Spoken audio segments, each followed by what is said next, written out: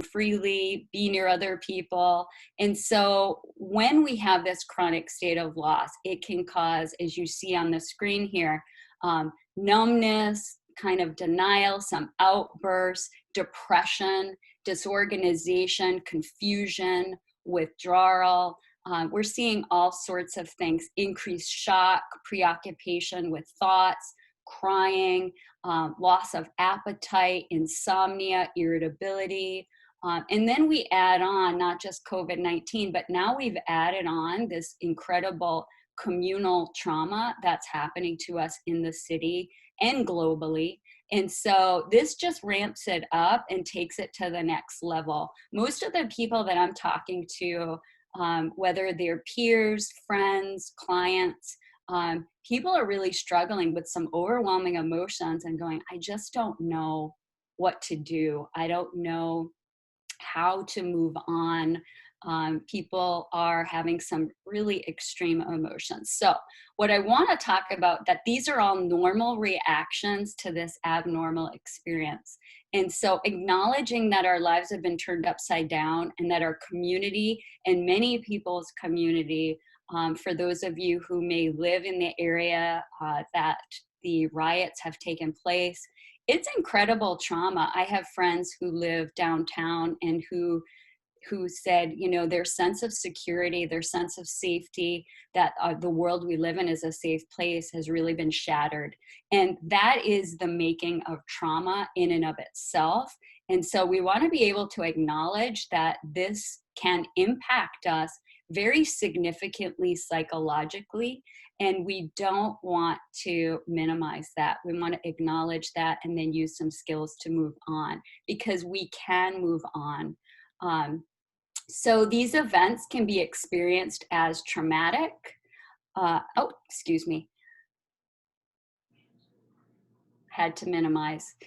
So when we're talking about violence, you'll see here on the left, the threat of violence or loss as a consequence of violence, all contribute to individual and community level trauma. The view of the world as a safe place, it is very traumatic. So when we talk about individual trauma, this can result in some pretty significant symptoms. And so just something to think about or have in mind and notice, am I struggling with this? Am I spending a lot of time watching the TV to the point that I'm spending all day and a lot of the night watching this trauma unfold over and over again? Is my body in this hyper aroused state? And so this is what individual trauma can result in. Some people struggle with re-experiencing.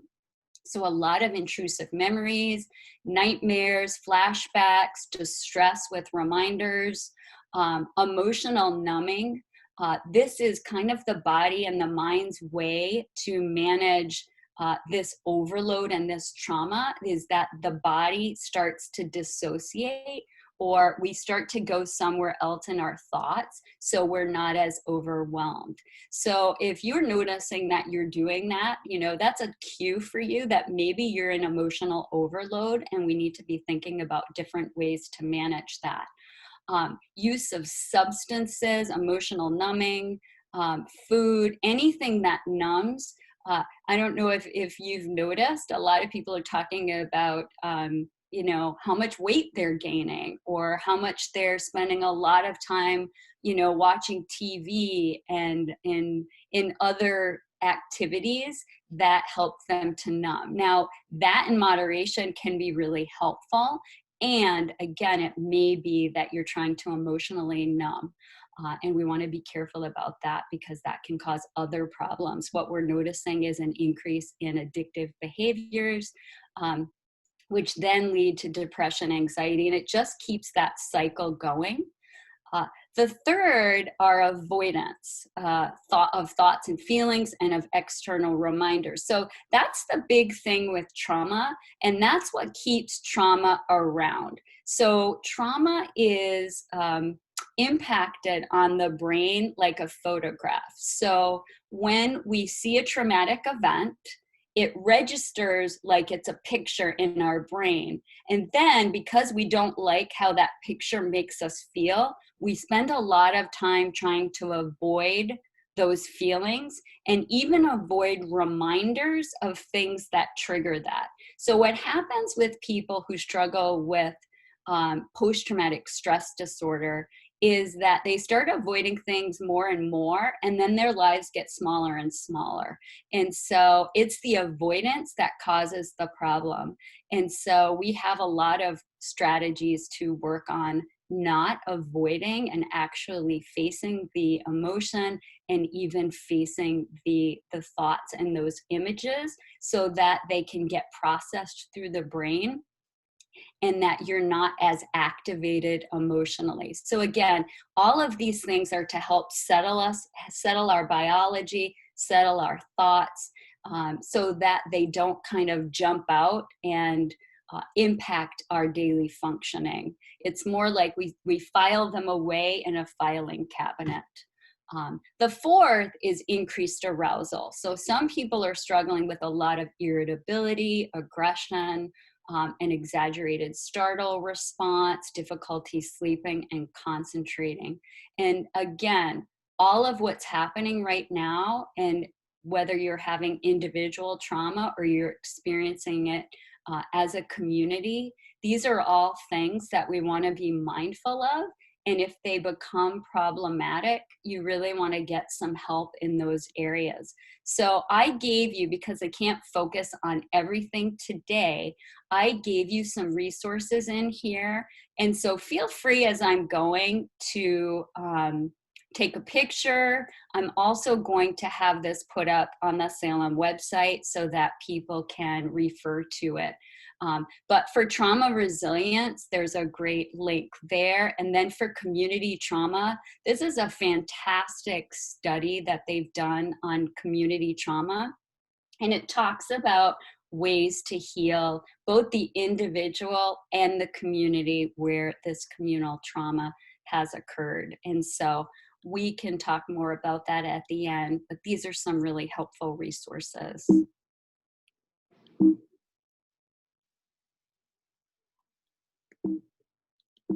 Oh, bear with me, it's not, my PowerPoint is not advancing.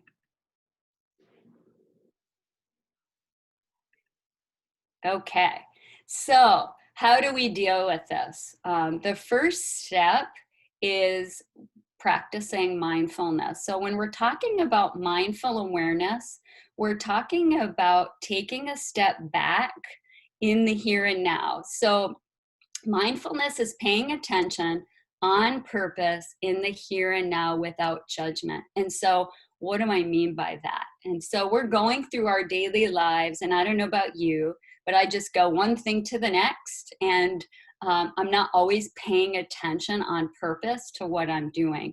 So mindfulness is intentionally taking that step back so that I can pay attention and notice what's happening on the inside of my body and what's happening on the outside of my body in the environment. And so say you're sitting there right now and I'm sitting here. And if I pay attention right now, what I'm noticing is that there's a fan going in the room. I'm noticing I'm a little warm. The lights are kind of bright in front of me. I'm noticing that there are some people on my screen. And so it's taking that step back, breathing, and just noticing what's happening in my body. And why is this important? Because if I know what's happening in my body and maybe some thoughts that are coming in my head, then I can do something about it. So if all of a sudden I notice my heart's beating and I'm starting to sweat, I might think, what's going on? And look around me and say, hey, maybe I'm having some anxiety and I'm going to want to check that out. What's going on in my body? So the more that I'm able to practice that mindful awareness, the more we're able to use some skills do some breathing, calm myself down. Because if I just act on anxiety, I might be kind of running around, kind of frantic, oh my gosh, and just acting on my emotion. And so practicing that mindfulness just helps us take that step back, kind of get into this wise mind place so that I can proceed mindfully and not just proceed in emotion mind. And you see on the screen there, emotions can feel so unwanted and overwhelming that most of us have developed creative ways to numb and avoid. So all of us numb and avoid to a certain degree. And what that can do is keep us kind of stuck in this emotion mind. And it eventually causes problems with our mood. It can cause problems relationally. If I'm just acting out of fear or frustration or anger and not proceeding mindfully, chances are I'm going to have some problems in my relationships, in my job or my school. And so mindful awareness helps us to function more effectively. And it says, once we stop fighting reality, pain is only pain. It's no longer suffering. And so what we mean by that is mindfulness and paying attention on purpose in the here and now and dealing with life as it is. So right now it means in a pretty, scary place, in the middle of a pandemic. If we can mindfully accept the reality we're in, even though it's overwhelming, then we can use skills, process it, and then proceed in a way that helps us build what we call a life worth living. And so I am going to move us along. Again, if you have any questions, feel free to set them up in the chat and Mark will let me know as questions come up. So emotions have a purpose. A lot of time, and especially in the work that I do, when people come in, their emotions are so overwhelming that they just spend so much time trying to push them away, push them down, and stuff them. And so when that happens, they end up coming out sideways. And so it's kind of like a beach ball. When you have a beach ball and you're at the beach and you shove it under the water, and if you let it go, the ball comes up and it comes up fast and it might hit you in the face. That's what emotions do if they're not processed. And so what we want to do is actually allow the emotions to come. And we're going to talk about how to do that. So we need emotions to survive. We want to act on them if they fit the facts and if it's effective to do so. They're physical events which have a beginning, a middle, and an end. So emotions last between 3 and 13 minutes. And it's a physical event. So if you really think about a time, maybe when that you got scared really fast, it jars you. So it's a physical event and it has a beginning, a middle, and an end. So what I mean by that is all of a sudden you get scared, it kind of comes to a peak. And if you let it settle down, it will go down. It's kind of like a wave. It can come in fast and high, but over time, if you let it, it will go down. Oftentimes what happens is when people don't want to feel that high, that wave of emotion, they do things to numb so they don't have it. And then that's what causes the problem. So we want to notice it's a physical event. We just want to sit back and breathe. And then we're going to talk about some other strategies. But emotions are there for a reason. There's signs and there's signals that help us, that give us information about what's happening around us. So for instance, if there's a lion running at me, that's a sign that I want to get out, right? I want to take off. I want to take action. So we don't want to shut our emotions off, because if we shut them off, we're missing out on a lot of really vital information about survival and about relationships and functioning in general. So we need to feel it to heal it. That's another really important one. Like I was just talking about, it's important because they're physical events. If we just numb it, it tends not to go away. And so this can happen for all of us. I think most of us, if you think back in your life, you'd be able to think back to some painful times in your life. Um, and we all have that. And if you've had lots of painful times in your life and you haven't had a chance to face it and process it and heal from it, you'll notice that it kind of comes up at times when you don't want it to. This is especially true for people who struggle with post-traumatic stress disorder. There's no healing that happens because it's just so overwhelming. And so we want to be able to face it and heal it. The other point I want to make about PTSD and resilience, so only 10 to 12% of people who are faced with trauma experience PTSD. And there are a lot of factors that happen that make that so. And so when you're thinking today about how do I experience emotions, how do I face them and work on healing them, that's the way to build resilience so we don't end up having post-traumatic stress disorder. So feeling it to heal it. So whenever you're seized by a strong emotion, stop what you're doing. This is a tip. Take a deep breath.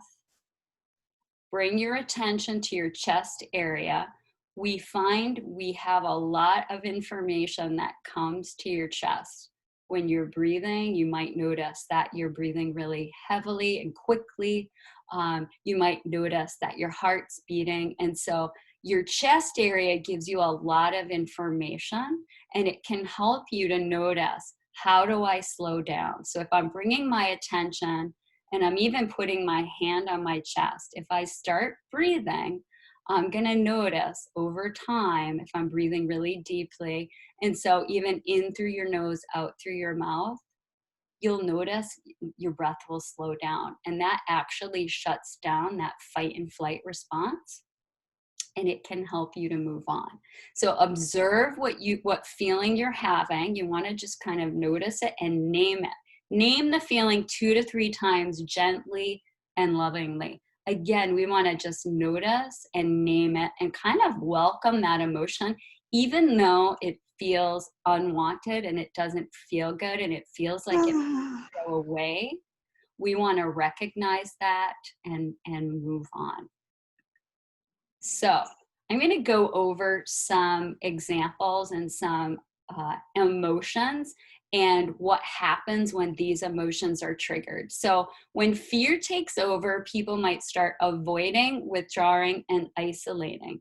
So the action urge for fear is to get away, it's to run, it's to hide, it's to stay away from danger. And so when people are kind of consumed again with right now, maybe you're really activated. People are struggling a lot with sleeplessness, irritability, anxiety, muscle tension. So if you're someone who struggles with chronic pain, and now we're adding fear and anxiety to the mix, you're going to have lots of muscle tension, which increases pain. So again, bringing that awareness back to your body and starting to practice that relaxation and practice living in the here and now, you can actually change your experience of pain and reduce that tension, and over time pain decreases. So in the extreme, when people struggle with fear, they stop leaving their homes or engaging in community, even when it's safe to do so. So right now, we haven't been able to leave our home. And so fear has been high. And so for some people, fear may stay high for a really long time. Fear actually fits the facts. Right now, we have something to fear. So we want to act on that emotion and keep ourselves safe. What we don't want is to overact on that emotion so that our lives get too small.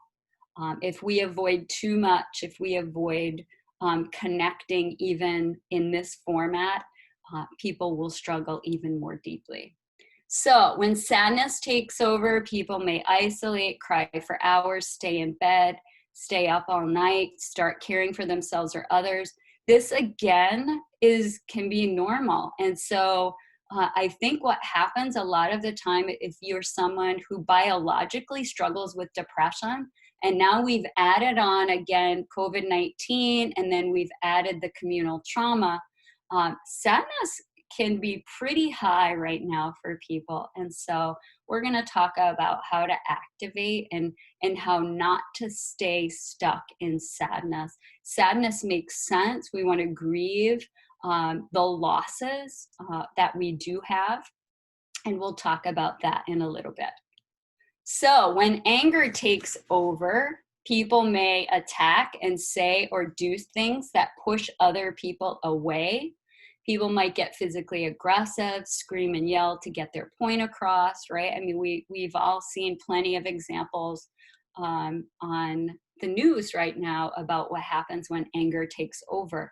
The other part of this too is, we've been cooped up in our houses, and it's hard. I don't know about you, but I don't think I've been around my family this much ever. And so we can easily push each other's buttons. And so we want to be really careful with our anger, even though it may fit the facts. And again, we'll talk about that in a minute. We want to be careful that it doesn't end up causing us problems in our relationships and in our functioning in general.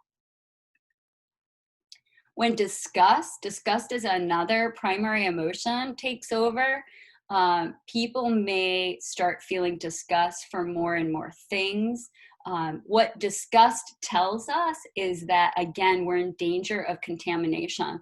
And so right now with COVID-19, and even with the recent events downtown, disgust may be really high.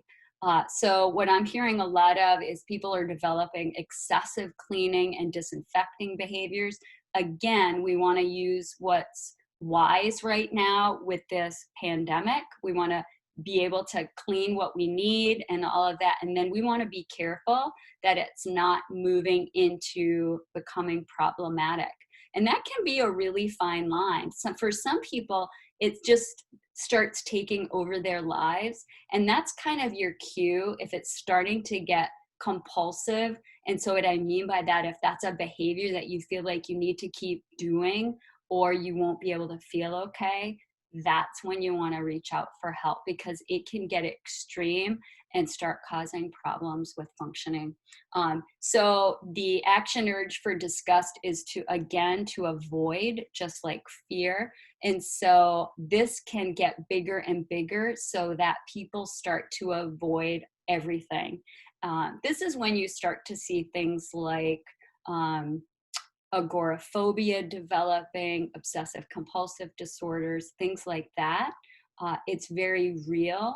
And these behaviors are used to kind of calm down those other emotions. And so if this starts taking over your life, there's treatment, and we're going to talk about that at the end as well. So when shame and guilt take over, people may hide and withdraw, self-criticize, attack, blame other people as causes for their behavior. I think we're seeing a lot of that. So shame is, I'm bad, I'm unworthy, I'm flawed. Guilt is, I've done something bad.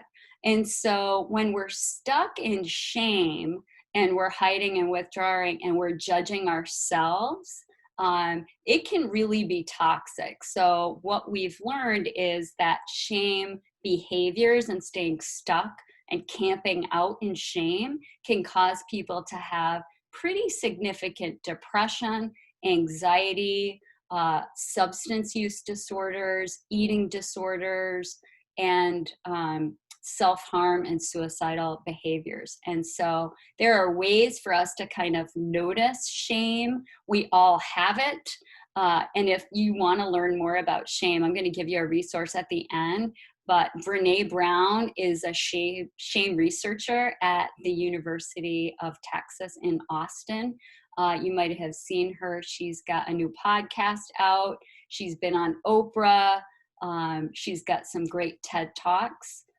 Two of her TED Talks, one is Listening to Shame, and the other is The Power of Vulnerability. So I highly recommend that you look at that. Because most people think, oh, I don't think I struggle with too much with that. And then when you notice, like, wait a minute, I'm actually acting on this. What Brene says is that if there's blame, so if you see someone blaming, or if you're noticing yourself blame, you can be sure shame is riding shotgun. And so that's been helpful to me as I start thinking about, all right, am I blaming someone else?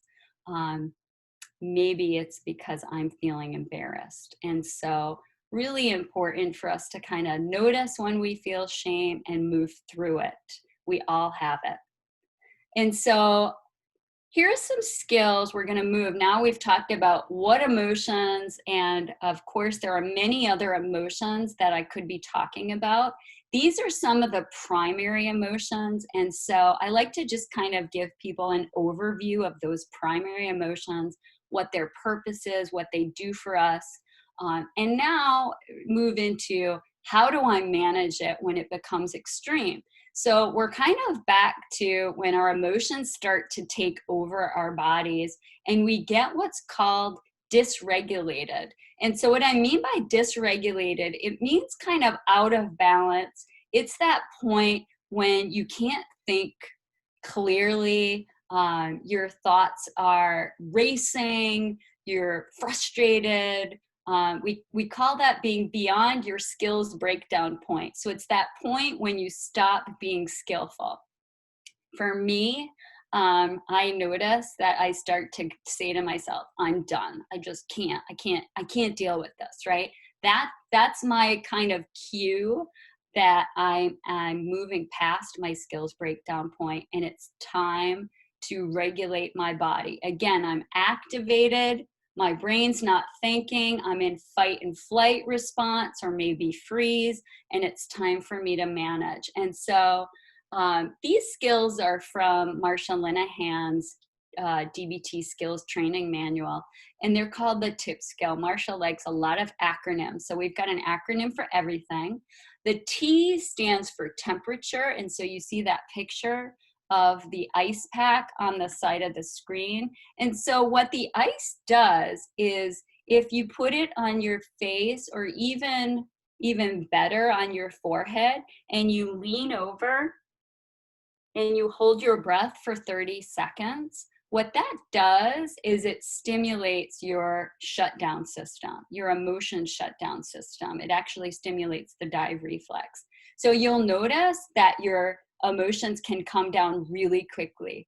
And so it's a beautiful thing. Again, if you're struggling with intense emotions, you're ready to yell, you're ready to scream, you're ready to do something you regret, grab an ice pack, move in, poop.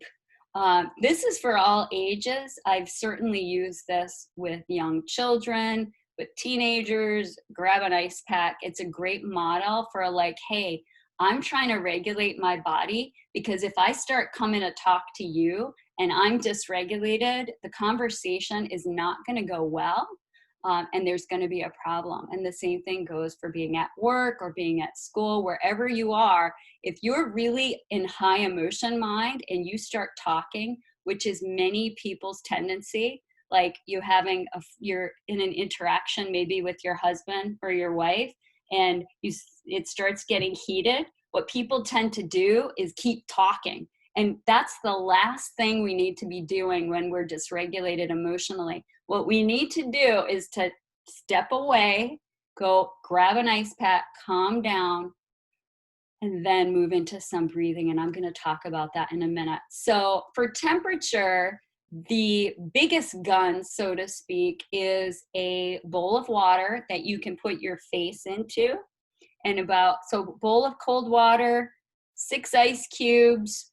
If you have heart problems, you want to check with your doctor first. If you don't, it's safe. You hold your breath 30 seconds, and that's the big shutdown. So it drops it down. I've done biofeedback on this. It drops it fast. And so you're going to notice that you can settle down really quickly. The second, the I, is intense exercise. And so this is getting out there, and getting your heart rate up. So if you're someone who's a pretty active person, it might mean that you're getting out there and running. It might be really fast walking.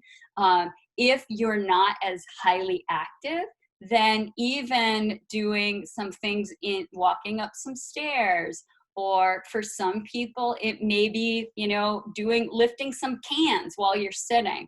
Whatever you can do to increase your heart rate for about 20 minutes, it releases endorphins and it settles us down. And so that's another really beautiful thing. You notice you're starting to get upset and frustrated. Rather than saying something or doing something that you're going to regret, take a walk, put whatever you're doing on pause if you can, and take a break. The third you see here is paced breathing. And so what I mean by paced breathing is that you're going to slow your breathing down and pace it. When we tend to get activated, we start breathing really fast. And so, right? And if you do that yourself, even right now, you're going to notice you still feel really activated. If you start to slow your breathing down, so say we pace our breathing, I like to breathe in for the count of 4, and then I breathe out for the count of 6. And so what that does, again, it helps settle things down and bring my emotions down so that I can start thinking clearly. When I'm activated, I'm not going to think clearly. I'm not able to problem solve well, and there are going to be more problems. And so really important tip there. The last one is fantastic. It's progressive muscle relaxation. And so what this is that you're tensing and then you're releasing different muscle groups in your body. And so there are lots of apps that you can do for this. You can do it on your own. I prefer a guided app, or you can go on YouTube, online. I gave some resources for apps at the end. But this is especially helpful to notice the difference between the tensing and then the releasing. So you can even just start with your head and go all the way down to your feet, or some people prefer to start with their feet and go all the way up. And so if you're tensing and breathing in and tense and then releasing on the out breath, you're going to notice a pretty significant difference in your tension level in your body. I especially like this at bedtime if I'm struggling with sleeping. I just do some of this, and then I slowly settle down. And so right now, with, again, all of the stress that's pumping, right? If we keep that stress pumping in our body, it damages our immune system. It can cause heart problems, anxiety, depression, gut problems. If any of you struggle with gut problems, stress, we know that stress response significantly damages our gut. And that causes all sorts of other problems. So I'm going to ask if anybody has any questions. I'm going to give a minute here. All right. So no questions so far. I'm going to move us along. I have some more tricks to change your biology. That's the kind of that beauty of DBT. It's all evidence-based. And so what I mean by that is it's research. And so we look a lot at what's my biology and how can I change my biology. And so the first one here is called the half smile. And so I gave you a little picture on the right of an example of someone in a half smile. It's not a big smile like this. If you actually do a big smile, you notice that you actually feel more tense. This is, we're going to relax our face, we're going to breathe, and we're going to relax our shoulders. And I'm going to have you do this right now as we're talking. Just move into a little bit of a half smile for like 15 seconds. Just breathe and do a half smile.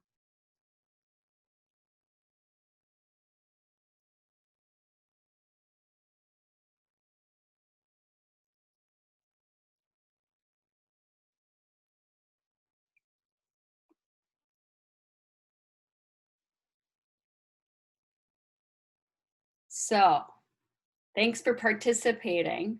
Um, Doing that, I don't know about you, but when I did it, I noticed number one, wow, I've been talking a lot. And number two, I just feel much more relaxed.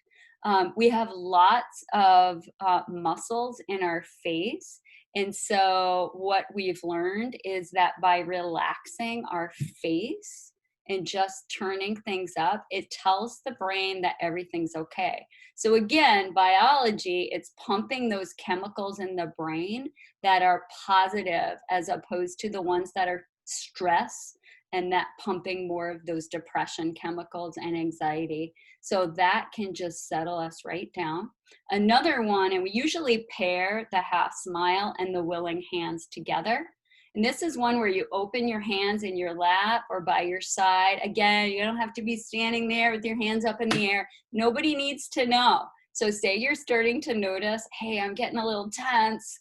You know, we're having this conversation. Practice the half smile, breathe, open up your hands. When we have clenched hands, that's tension, right? Just the act, again, of opening up our hands and breathing tells the brain that danger is over. We want to keep giving our that message to the brain. If there's no danger right now in front of you, we want to keep our bodies calm so that we are ready if danger does occur. So check the facts. We want to ask, should I act on my emotions? And so if we're practicing mindfulness and taking that step back, and I'm noticing, all right, I'm really angry, right? So the first one, we see fear. We want to ask, am I in imminent danger? And so when I mean imminent danger, I mean in this moment. So for COVID, if I'm in my house and I'm practicing safe practices, chances are I'm not in imminent danger. So then I want to actually act opposite and not avoid things, right? I want to get up. I want to face my day in my safe situation. Again, approaching rather than avoiding is going to shut that down. And then you're going to notice a difference.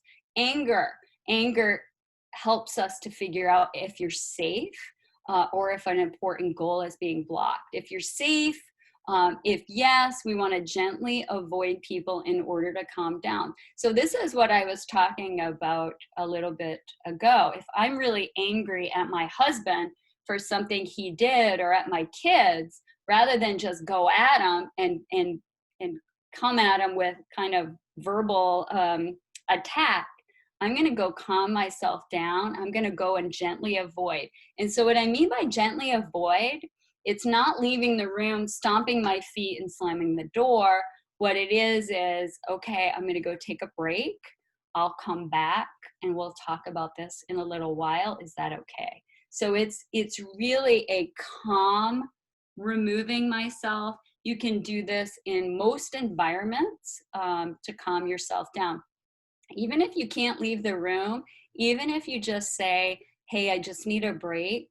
I need to not talk for a minute. And so get a body check, calm yourself down, breathe, half smile, willing hands, grab an ice pack. There are lots of things you can do so that we're not acting on anger and damaging our relationships. Sadness, we want to check the facts on sadness. So find some time in the day to allow sadness. So if sadness fits the facts, and for many of us, there's a lot of sadness going on right now. How could we not be sad? And so what I'm really encouraging people to do is to find some time in the day to let yourself be sad.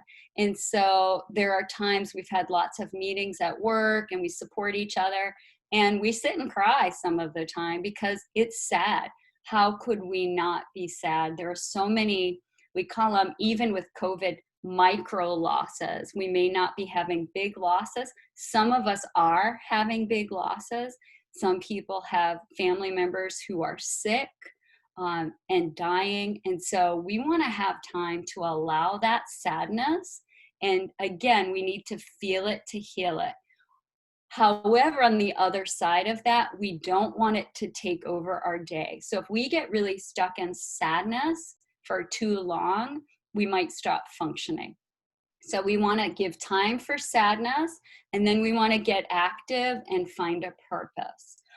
So if you're sad in the morning, it's hard to get out of bed. The best treatment for depression is behavior activation. As hard as that is, it's the best treatment. And so we'll talk a little bit more of that when depression gets too high and people need more help. The last set here that I have are shame and guilt.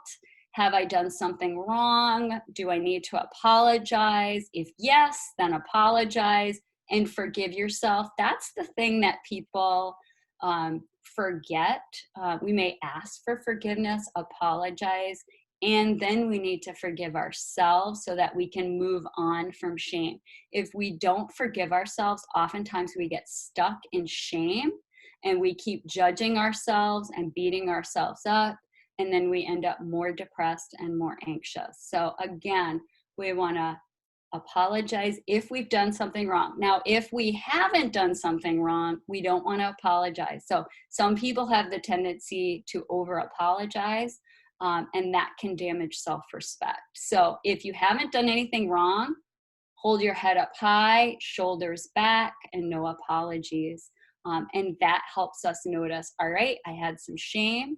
I'm not doing anything wrong. I'm going to hold my head up high. And you're going to notice that you feel better, right? What we've learned is that one of the shame responses is, and if you think about it, averted eye contact. People won't look you in the eye. And we kind of hunch down.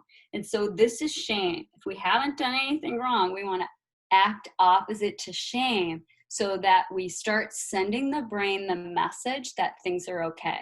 When we stay like this, we're sending the message to the brain that something's wrong and that you are flawed and you've done something bad. So a really important one. Okay.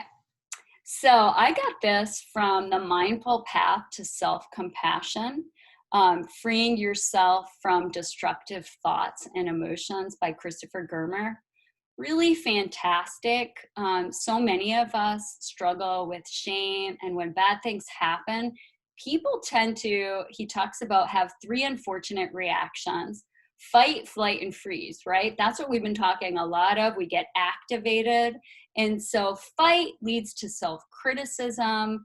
I'm hearing a lot of that. I should have done this. I should have been better. I haven't done enough to fight racism. All of those things may be true, and we've got to accept kind of where we're at and then stop judging ourselves, because when we judge ourselves, that puts us back into shame, and that leads to depression, and that doesn't help us to get out and do something that's more effective. The flight can lead to self-isolation. If you think about it, if you beat yourself up and you're like, I'm so bad at this, I'm a bad mom, my kids have been watching too much TV, or I'm bad because I haven't reached out to that person that I've wanted to, oh my gosh, I feel so bad. If you get stuck in that, again, it can lead to self-isolation. And then the third, it can lead to that freeze and leads to self-absorption. And so I don't know about you, but when I'm really struggling, and if I move into this fight, flight, and freeze, it's hard for me to think about other people. And so if we start getting self-absorbed, it really damages our self-esteem and it damages our relationship. And so he talks about the antidote, as does Brene Brown, and Kristen Neff, is self-compassion. And so we want to recognize this is really hard. And so I've got some slides on that. So whenever you notice you're in pain, there are 3 things we really want to do. Number 1, give yourself kindness and care. So if you're practicing and you're noticing mindfully, just noticing, oh my gosh, I'm having a hard time, I'm feeling overwhelmed. You just want to pay attention to that and remind yourself that it's part of the human experience And we want to hold our thoughts and emotions in mindful awareness, not clinging or pushing away. So this is what I was talking about, is kind of noticing I'm really sad. For me, it's been overwhelmed, um, some sadness, some shame, and just notice and then allow it to move through. And so this is from Kristen Neff. She's also at the University of Austin in Texas, and she's developed a lot of research on self-compassion. And so what she's learned in the research is that if you don't offer yourself self-compassion, you're going to struggle more with depression, anxiety, eating disorders, substance use disorders. It's when we're able to kind of practice this self-compassion, letting go of judging ourselves and judging other people and moving into self-compassion, you're going to notice that you feel better. And so really important. Gratitude practice is a part of that. I gave you another resource here. It's called the Loving Kindness Meditation. And so I love this, again, from the Mindful Path to Self-Compassion. Set aside some time in your day, start with some deep breaths, picture yourself in a chair.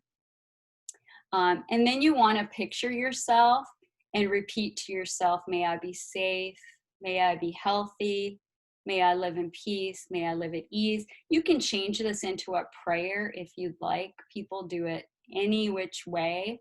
And the other thing is, what you could do is take 4 pieces of paper and write your name on one, someone you love on another one, someone that is a neutral person in your life, and then someone you're struggling with. And that you can just turn each over and spend a minute running through, may they be safe, may they be. And this, especially in this really challenging time, can just help you feel more at ease so that you can decide, how am I going to move forward in my life? Okay. Another really important one is validation. Everyone wants to feel heard. We all inadvertently invalidate each other. And so what I mean by that is kind of negate how the other person is thinking and feeling. And so good relationships involve validating the people around you. So I don't know about you, but when I'm struggling, sometimes I'm like, I feel a little bit like, hey, you should validate me a little bit here. And I really need to validate other people as well. And so find some truth in how the other person is thinking or feeling rather than judging. It's easy for us to move into judgment. They shouldn't feel that way. They should know how I feel. They should, again, those are all judgment words. They should be behaving a certain way. And what we really need is to validate, hey, I'm feeling a certain way. We want to validate ourselves, and we want to validate other people.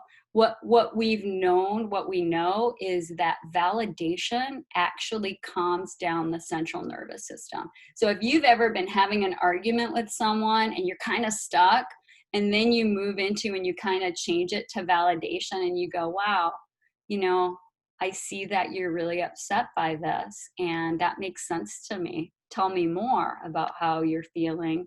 That the other person's just going to settle down. And so this can be really life-changing. There are lots of resources out there on how to validate more effectively.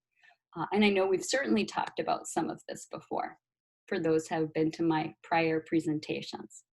So to build resilience, and I'm aware I might be going over time in a minute, and I'm going to keep going. We're just about at the end.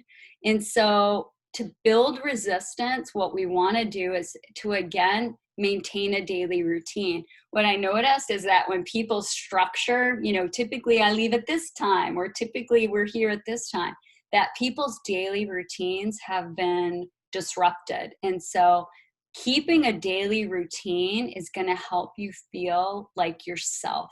And this goes for the entire family. What I've noticed a lot of is for teenagers is they stay up later and later and later. They start staying up all night and they start sleeping during the day. And this goes for adults as well. And so once people start doing that, you're going to notice an increase in depression. Our bodies are hardwired to be up during the day. And so as much as you can, as much as possible, try to maintain a routine, eat balanced meals, keep a sleep schedule, exercise, go outside. You know, I feel so grateful right now that we're moving into, it's beautiful out. So I'm starting to actually feel more like myself and more normal. For a while there, I just felt like I was all kind of stuck in my head because stuck in the house. Connect with friends and family through creative distancing. I've been really impressed with the different ways that people are connecting. Even seeing people outside, meeting, you know, seeing each other and, you know, 6 to 10 feet in between. And it just feels normal. We get to actually look people in the eye rather than looking at them on a screen. Feel your emotions, get on with your day, find a purpose. We are wired for purpose. And so no matter what stage in your life, you want to find a purpose, whether that's, hey, I'm going to call some friends, or hey, I'm going to pray for people, or hey, I'm going to make masks, or contribute to some sort of donation. You know, all sorts of things going out on Facebook right now to help with the trauma downtown. So lots of opportunities to contribute time or resources. We want to practice gratitude and mindfulness, being aware, what do I have to be grateful for? I can assure you, you can find something, even if you're having a really hard time. There's usually something that we can find and go, you know what? Also making meaning, like, yeah, that's really hard. And I'm learning and growing through it. We talk about making lemonade out of lemons. So this is kind of that active process, like, hey, I've got these lemons right here, right now. I can't leave my house. What am I going to do to have a good day? What am I going to do to encourage my family and have some fun? The last I have here is accept reality as it is rather than how you would like it to be. When we fight reality, we struggle. And so what I mean by that is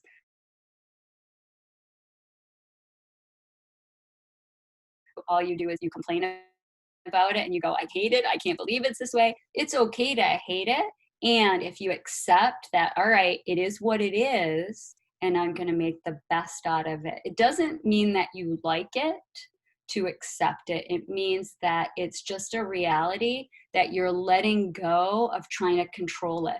Right now, there's a lot we can't control. And so if you're struggling with fighting with reality, you're going to be stuck in what we call misery and suffering. If you let go, right now, for sure, with at church, there are lots of resources on, you know, for spirituality, for connecting with other people in different ways so that you can make the best out of the situation you're in. We want to avoid staying in our jammies all day, like I talked about, staying up at night, skipping meals, overusing alcohol, substances, or behaviors to avoid your feelings. It could be anything. So you want to really check yourself out. Am I spending a lot of extra time numbing? If you are, I would encourage you to try out some of those things to take a look at your emotion. Try to avoid avoiding. A lot of people are saying, you know, I'm not doing anything. I'm not doing my chores. It's kind of normal reaction to have that urge. And I don't know about you, but lately I'm exhausted. Life is different. And so it's easier to avoid. We want to take little bites out of the things that we can do and really work ourselves up. Avoid judging and criticizing yourself, blaming others, stuffing emotions, overwatching or reading news about danger, danger, danger. I will tell you, because of my work with trauma, I am one that prefers to get my news by reading. And I avoid looking at traumatic events. Again, I stay on top of things and I avoid it because of trauma's impact on the brain. So I'm that person, you're driving by an accident, I don't look because there's no need for me to have trauma imprinted on my brain. It's different if I'm the only person there, but if the police are there, everyone's safe, everyone is being tended to, I don't need to put that into my brain. And it's something that I tell my family as well. We're so drawn to it because we want to be able to help and control, and it's not effective for us to be spending too much time overwatching. We want to be careful not to invalidate ourselves and other people, and compare ourselves to someone that has it worse, so you shouldn't feel a certain way.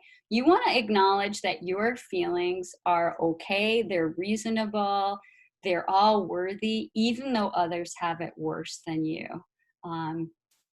It's important. So, should I get help? So if you notice yourself or someone you care about is struggling to get out of bed, function in their job or family, or start thinking it might be better if I'm not here, that's your sign to reach out and get some help. If you struggle with really strong emotions and things haven't worked to help you to feel better, it can be one of those natural ways to problem solve, to think, I could kill myself.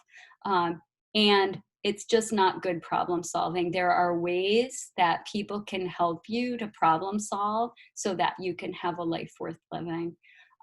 So people can reach out to their insurance company. You can call 911 if it's imminent danger, if you're really struggling. There's a national suicide lifeline I put here. There's a new crisis text line for those who prefer to text. A lot of people really like that. There are a lot of great resources. And then I also put the domestic violence hotline because, as you can imagine, people are cooped up in their houses. So if you've already struggled with conflict in your family and you're stuck together and nobody's getting any relief and people are under high stress, this can be a problem. And so there are some ways to deal with it. So those are some resources. And here at the end, I gave you some resources for mindfulness apps. YouTube is free, all sorts of mindfulness, yoga, some resources for shame. I put the Brene Brown. She's got a great podcast. She just did one, Unlocking Us.